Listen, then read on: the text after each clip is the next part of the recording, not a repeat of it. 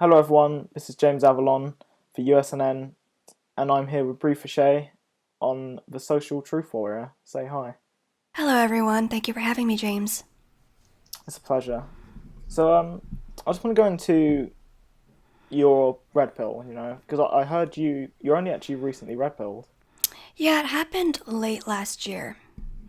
Um, I was just a little know-nothing writer writing YA books, and I noticed that there was this discussion of diversity going on in novels, and I had recently just been exposed to, quite coincidentally, Stephen Molyneux's work, in which he had done shows with Jared Taylor, and that's how I got red pilled on race, and Vox Day, and that's how I got red pilled as far as what was happening in the publishing industry. And I started to notice a little bit of a pattern as far as the anti-whiteness and the call for diversity going on in the publishing world. And I really got red pilled when I saw all the things they were talking about happening directly after the Nice attack, where a terrorist drove a van through a crowd of people on a beach in France following the Bastille Day celebrations. And when I saw that happening live, and as far as how the media lies, the realities of our world really started making sense to me, and I pretty much lost all my liberalism after that point. What were your sort of beliefs before prior to you being red pilled? I was just a default liberal, kind of your international liberal, citizen of the world, wanted to travel everywhere, thought races were the same, and we should all have more rights, and just kind of a peaceful vision of the world of love and tolerance and acceptance. I was a little bit anti-Christian because I had been raised in a very pro-Christian type of environment as far as my school was concerned. It was rather, well, I don't know what word I'd choose to describe it, but it was very much the whole Christian aspect of all gays are going to hell, and people stating so quite violently and openly, and I didn't like that. I thought it was a bit too extreme. So I went to liberalism, and I went to school in Europe and England, and they were very liberal over there. So that kind of solidified it for me for a while until I came home and got exposed to the 2016 election, wondering what's this Trump guy about? How did he get so far? And I saw Stephen Molyneux's video. I think it was called "The Truth About Donald Trump" or something along those lines. And after I saw that, I realized how badly the media was lying to us. So I was really just a liberal by default, as my parents were predominantly liberal.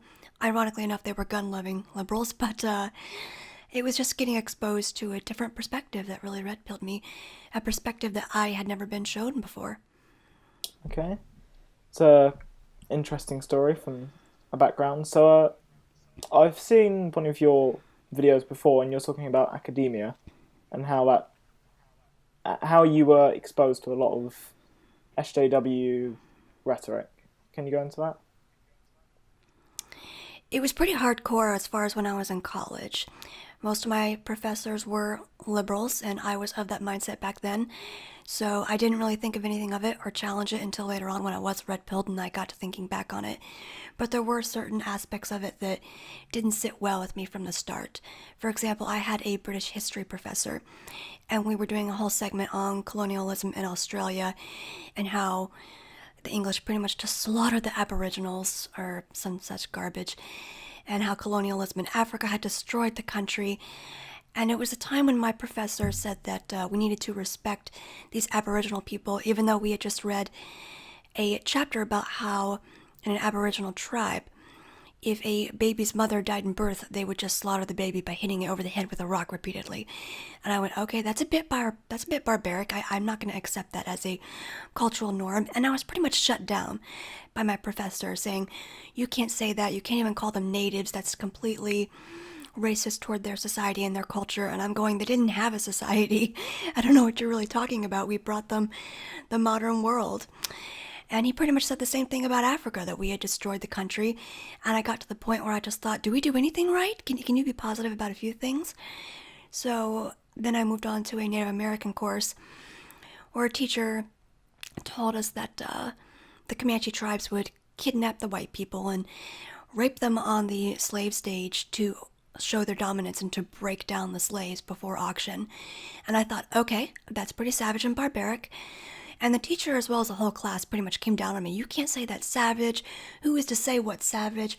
Look at what we did in Vietnam. That was pretty savage. And they were just equivalizing things that I didn't, that were, to me were just a complete false equivalency. And later I came to know this as political correctness, and I hated that from the start, but I didn't know that the root of it came from cultural Marxism or the Frankfurt School. That came along much later. Okay, so would you say there's any experiences at college that sticks out to you? Like what kind of experience? With SJW professors or any experiences that stick out? Well, those were the couple that I just mentioned that really stuck out for me the most. I definitely had some professors that wouldn't allow themselves to be challenged. One in particular who said, I don't really care what opinion or perspective you come from as long as you can back it up with evidence. As long as you have evidence to back up your opinions and you cite proper primary and secondary sources, we'll be cool. And that obviously became not so true when it came around to writing essays and doing the essay portion of my exams, because it became very clear to me that various professors wanted a very particular narrative.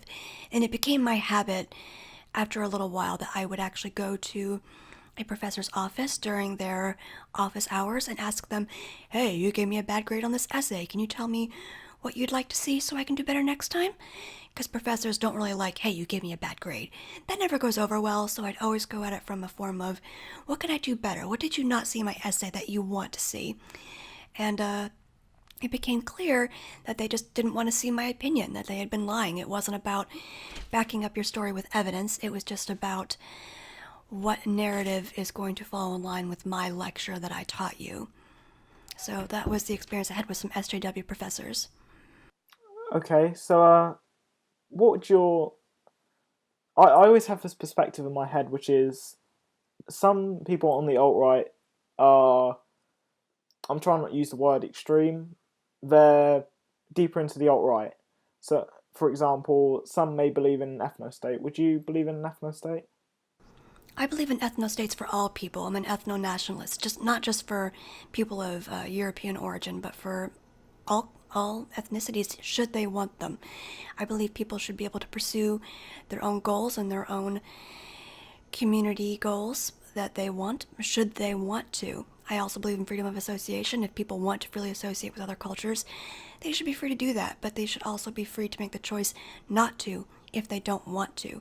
And currently whites are not being able to even be permitted that option. If you look at any country in Europe, if whites say, hey, we'd like a neighborhood to ourselves, they're called racist, and there's special laws out there right now for neighborhoods that were predominantly white saying you can't be white anymore. You have to take in immigrants, you have to take in people of color, otherwise you evil whites are discriminating. So it's something that whites aren't even allowed to do without being called racist, or they're told that they're bad people for even wanting. We never look at the Japanese and say, you know what's missing in this Japanese neighborhood? More diversity. So it's a hypocritical stance that's only applied to white people. So as far as an ethno state, should whites desire it, any white who desires it, I believe, should be allowed to pursue it. I tend to agree. I'm not really alt-right, but I can see where you're coming from with that. You know, I wouldn't consider myself alt-right because I'm not entirely on board with everything they say, but I'm definitely a believer in, white genocide. And, Believe me, there's a lot of infighting going on in the alt-right. Not even everybody in the alt-right agrees on everything. You can't really dispute the fact that whites will be a minority in the UK within 50 years. That's a fact. Oh, yeah, by 2042 here in the US. Yeah, you can't dispute that. That's a fact, You've heard the phrase, facts don't care about your feelings. Well, it's true. It is true. So, and whites are very unaware as far as their own demographic replacement taking place. We're trying to raise awareness to that. So, I just want to move on a little bit. I believe you were at Charlottesville, weren't you? I was at Charlottesville 1.0, not 2.0. I was not at the Unite the Right rally. Oh. So, how would you say Charlottesville has actually affected the alt-right? It's been 2 months since it's happened. I think it really shook away those who weren't really serious. I think the one positive thing that did come of it, because it obviously was a net negative, but the one thing that did come of it that was a good thing is that it scared away people who aren't really serious and told us who our real allies are. We learned very quickly that we couldn't trust People we already assumed we couldn't trust. It kind of solidified that. People like Steven Crowder, who made a video saying what white supremacists and SJWs have in common. Like, we're like, okay, we can count on him to never give us a fair hearing. And people like Tommy Lahren making a video, I can't believe there's still white supremacists in this country. People who obviously followed the mainstream narrative, didn't watch the periscopes, didn't really watch what was going on, just saw the people who I personally believe were plants, LARPing as the KKK, standing outside the rally perimeter and directly in front of CBS, and they just followed that narrative. And I saw this with various people. Sorry if you can hear that background noise. I do have a roommate. She's taking a shower. There are various people within the alt-right who claim to be hardcore who ran scared. So obviously it did help us as far as knowing who we can trust in the future. Okay, so just thinking to that, would you say it's been a good thing because it's weeded out the, let's say, the weak in the alt-right? It was a good thing in the sense that it did weed out the weak, and it taught us a few things as far as optics and what not to do in the future. I, from the beginning, thought that Unite the Right was a bad idea simply because it wasn't vetted. The reason I think Charlottesville 1.0 was a success and Charlottesville 3.0, which took place just last night, was a success is because they were vetted and we knew the individuals who were coming in. It was kind of a flash mob thing. We came, we saw, we conquered, we left. And with Unite the Right, they knew we were coming.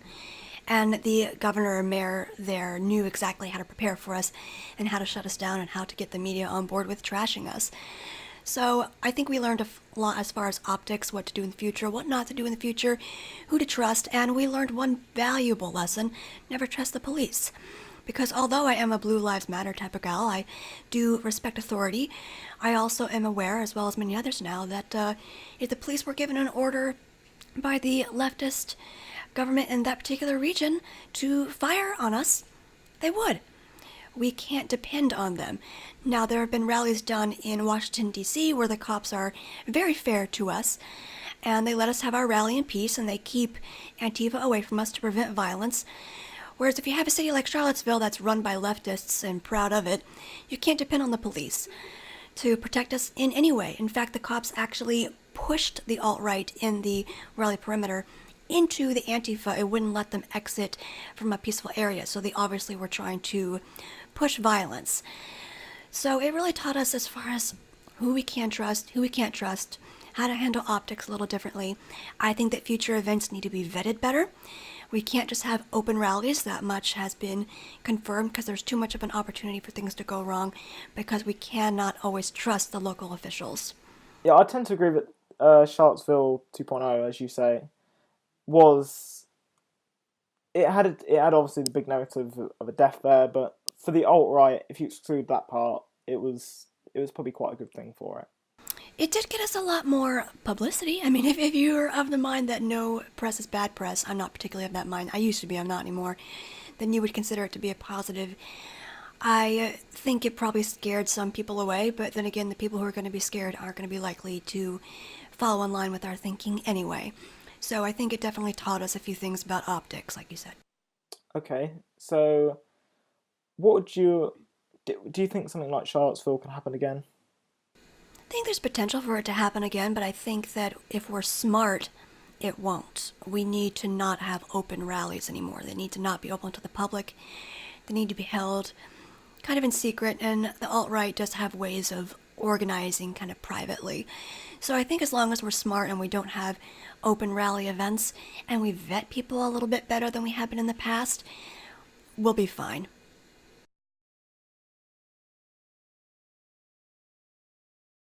So, would you say that in today's society we have what would be called a disposable society? Definitely, we're very into anything we can consume quickly and move on to the next thing. I think that primarily started during World War II when our soldiers needed food that was really quick and disposable, and they created those little army packages, and that's how we kind of came up with factory food. And that was something quick and easy the soldiers could take in, or maybe that was in Vietnam. I think I'm thinking of Vietnam, but they had food they could just quickly eat that was preservable and move on. And I think we definitely live in a culture where the newest, hottest story is needed, the newest, hottest entertainer is needed, and as soon as people lose interest, it becomes irrelevant. Okay, so would you say that this has been taken into culture as well, pop culture? Yeah, I mean, if an artist doesn't produce art very often, they're completely discarded. One of my favorite singers, even though she is a total lefty for a long time, was Vanessa Carlton. And I remember her saying the same thing about her record label, how they dropped her like a hat if she didn't do what they wanted and didn't go along with what the current trends are. And any artist that wants to stay true to themselves is going to want to produce what they are creatively motivated to produce. I see this a lot in the publishing industry, where they'll get the biggest, hottest thing, like a dystopia novel, such as Divergent or Hunger Games, and they'll want that as quick and as fast as possible, give us all the narratives as far as dystopia we can get, to the point where people, to the point where people get tired of it, and then they want the big next thing. So yeah, it's all about finding the next big hit, consuming it to the point where people get sick of it, and disposing of it. We see it in music as well. How many times have we absolutely fallen in love with a song, and then the radio plays it so much that a few months later, oh my god, I'm sick of that freaking song, stop playing it. So we're definitely a culture about consuming. I noticed even Harper Lee, I think, said this in an interview once, where she said every time an author publishes a book, the first question that they get is, what's next? Yeah, Like, it is. can't you see, I just finished a novel that took me like 6 years to write, and you're asking me what's next, really? So there's definitely a consumer culture that wants things faster than artists are able to produce. It wants things at a pace where the consumer can just take it in and let it go and forget about it. And we see that with news cycles as well. I mean, a week later, a shooting is no longer relevant to even talk about. Yeah, I'd see where you're coming from with that. Definitely with the news, because especially in Europe, we can have a terrorist attack on one week, then the next week it's barely talked about. Exactly, you're just on to the next one because they happen like what, 4 or 5 a week in Yeah, Europe now, so it becomes old news very quickly. there's a stabbing in France every week, pretty much. I can't Yeah, even machete attacks. I can't even think of how many we've had. I'm not in France, but how many the French have had. It's the new normal, yeah. Yeah, I'd say you see it as well. Even the small things like social media. For instance, in Snapchat, it's a 24-hour picture. It goes after 24 hours, and that picture's probably forgotten. The whole purpose of pictures was you might take it when you're at the beach, and then 20 years later you'll look at that and say, hey, look, this was me at the beach when I was 21 with your children. Then now with Snapchat, it's gone in 24 hours. It's gone. This is one of the many reasons I prefer Instagram and do not have a Snapchat. I downloaded Snapchat and got rid of it 10 minutes later because I've noticed that everybody on Snapchat eventually turns into a dog. Yeah. They all do the dog animated thing with the nose, and I'm just like, I don't know. Yeah, but there's definitely that consumerism as far as social media is concerned, and people posting things just for the likes and wanting the immediate gratification, and then the next day they need to do it again to get the likes, and there's a certain endorphin that goes off when they get lots of likes, and then it disappears and they gotta do it again. So there's something to be said for social media and how fast we consume it and need immediate gratification from it that eventually fades and you gotta do it again. Kind of like a shopping addiction. You go shopping, you feel good about the stuff you buy, it has a little endorphin go off, and then it fades and you gotta do it again. Social media can be seen in the same way. Yeah, I'd actually agree. I think I heard they actually estimated that Facebook was addictive as heroin. It could be found in some cases to some people, because some people are more prone to be addicted to certain things. Some other people, they found it's addictive as heroin to some people, which is just crazy. I've heard the same thing about cocaine for men who make a lot of money on the like CEOs in the stock market and Wall Street and stuff, where the part of the brain that's active as far as making money and the excitement that produces the same part of the brain that gets a high from cocaine, and that's why all these Wall Street guys are addicted to cocaine. But yeah, I got rid of my Facebook back in January and haven't regretted it. Yeah, I got Or at least I didn't get rid of it, but I don't check my feed anymore at all. I just don't care. I keep up with the friends that I actually enjoy having in my life. Yeah, I ditched Instagram, or my personal account. I just keep my the USNN account and the promo account for me, which is, I don't know, that's just me saying, oh, look at my new video or something. The only one I use is like Twitter. Yeah, Twitter's good as far as getting new news. I found out more going on in the world from Twitter than actual news websites. I can just see what's trending and see what people I know of that talk about politics are talking about currently and know what's going on in the world quite fast. Yeah, I remember, I think it was a few years ago when the Boston Marathon bombing was going on, and people on Twitter actually had it faster than the New York Times. You know, you could go on, the very first reports of it were on Twitter. So if you're very snappy and clever with Twitter, you can get it faster than the actual news. Like, it may not be, at least you'll hear, especially in an era now where we've got so much bias in the news, which I don't know, I guess it's been there for a long time, we just haven't noticed it, but... Oh yeah, it's been there for ages, we just weren't aware of it. Yeah, so at least you can see more perspectives of it, but even then, with Twitter, they're censoring us, you know, with Milo being banned last year. Mm-hmm. If you're gonna get a Twitter account, I think it's most valuable for following people that report on news. Like, I use it, I follow Mark Collette, Stefan Molyneux, people like that who just talk about what's going on in the current news cycles. Even if you don't like Twitter for personal use, my dad uses it just to follow political commentators. Yeah, I'd say that's probably a wise thing to do. I use it just to see different perspectives from certain commentators on politics, you know, like Lauren Southern, you, loads. You put me and Lauren Southern in the same sentence, I appreciate that. Yeah, you get a lot of different perspectives, and sometimes you might see a perspective they give which may be very controversial to what everyone else is saying, and you might end up agreeing with them. Yeah, I heard Tara McCarthy say she follows people like the United Nations, even though we both hate the United Nations, just to know what they're thinking and to know what they're saying, because we need to know what our opponents are saying and what they're thinking about the current news cycle. So it is important once in a while to follow people that you don't like, just to know what they're saying. That is important. Yeah, I'd say that's probably a good thing to have as well, because I remember I was interviewing Barbara for UTC. I don't know if you know her, and she said, "Oh, she's a YouTuber." She said, I think it was her. She said it's actually quite healthy to get different opinions, but you know, she doesn't just read Fox News, or she doesn't just watch Fox News because. Anyways, she doesn't read just Breitbart. You know, she may go to CNN occasionally because even though we regard that as, you know, it's not biased in our way, it's good to look at both sides of the argument. It is. I enjoy getting different perspectives, and also when you reach a certain amount of red pilling as far as knowing how things work and why the left or cucks on the right think the way they do, you can look at the current news cycle as far as what certain anchors are saying and know exactly why they're saying it just by knowing the motivations behind it. Yeah, and again, if you follow those anchors on Twitter, you can find out a lot about what they're saying on Twitter, you know, what their perspectives are. You know, look at, what's his name? Oh, Jake Tapper. You can look at him on Twitter, and you just, you know, if you watch CNN and if you weren't red pilled, you were just an ordinary person. Perhaps you weren't really interested in politics. You watched him, and someone asked you, "Can you guess if he's left or right?" You might say, you might say left, but if you went on his Twitter, you'd say left 100%. You would know instantly. Exactly. So many of these anchors, you want to know how they feel about the world or you're questioning it, check their Twitter. You'll find out very quickly. Yeah, you definitely find out a lot.